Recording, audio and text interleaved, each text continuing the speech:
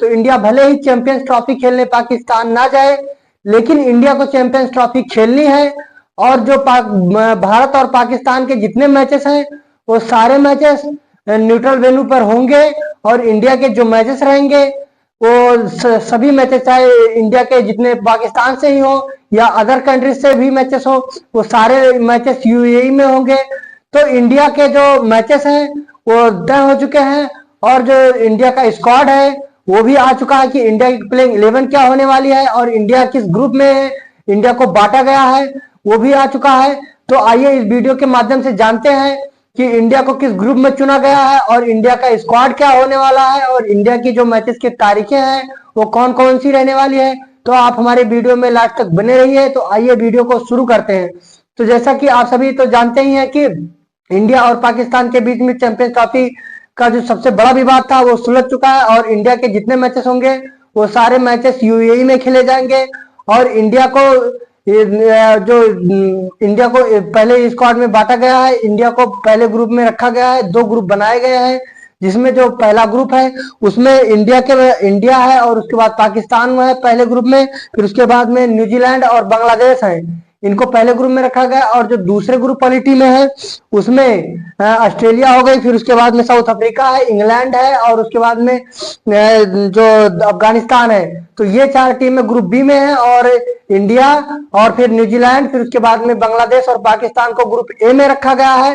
तो इंडिया के जितने मैचेस होंगे सभी मैचेस यूएई में खेले जाएंगे। तो आइए इंडिया के जो जितने मैचेस उनकी सारी तारीखें जान लेते हैं। तो इंडिया का सबसे पहला मैच 22 फरवरी को, मैं मानती हूँ 20 फरवरी को खेला जाएगा बांग्लादेश के खिलाफ, जो कि यूएई में होगा। फिर उसके बाद में 23 फरवरी को पाकिस्तान से खेला जाएगा, वो भी यूएई में होगा। और फिर इंडिया का जो अगला मैच होगा वो 2 मार्च को होगा यूएई में, वो भी में खेला जाएगा। फिर उसके बाद में ये जो तीसरा मैच रहेगा वो न्यूजीलैंड के खिलाफ खेला जाएगा। लेकिन जो क्या कहते हैं, जो सेमीफाइनल होगा उसमें जो 2 सेमीफाइनल खेले जाएंगे। पहला सेमीफाइनल 4 फरवरी को 4 मार्च को खेला जाएगा, और जो दूसरा सेमीफाइनल होगा वो 5 मार्च को खेला जाएगा। अगर इंडिया फर्स्ट सेमीफाइनल में पहुंचती है तो जो पहला सेमीफाइनल है वो यूएई में होगा। अगर इंडिया सेमीफाइनल से बाहर हो जाती, सेमीफाइनल तक ही नहीं पहुंचती है, तो जो सेमीफाइनल होगा वो पाकिस्तान में खेला जाएगा।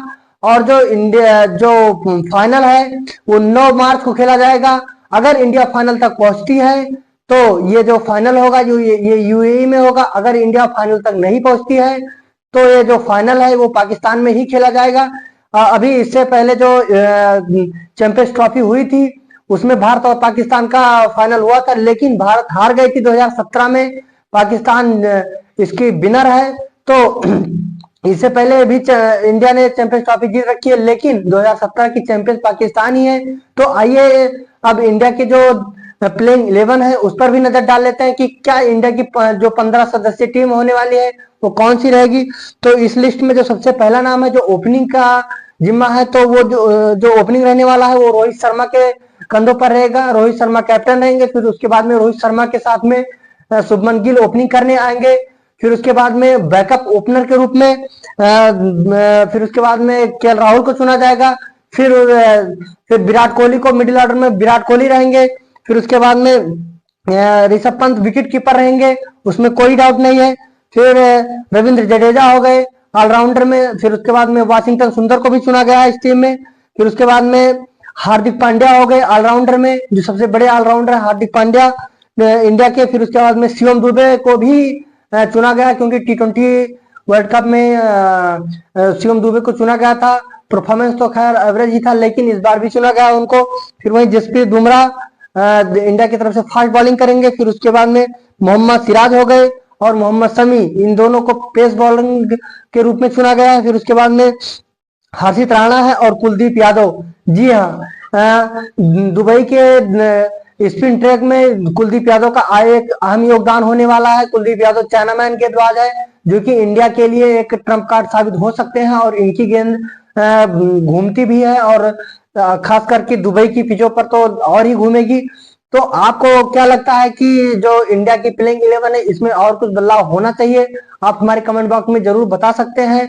क्या इंडिया की तरफ से एसएसबी जायसवाल को चुना जाना चाहिए था या नहीं चुना जाना चाहिए था? आप कमेंट बॉक्स में जरूर लिख के बताइएगा। तो आपको हमारा वीडियो कैसा लगा? अगर आपको हमारा वीडियो पसंद आया है तो हमारे वीडियो को लाइक कीजिए। अगर आप हमारे चैनल को पहली बार देख रहे हैं तो हमारे चैनल को सब्सक्राइब कीजिए। अगर आप फेसबुक पर देख रहे हैं तो हमारे पेज को फॉलो जरूर करें।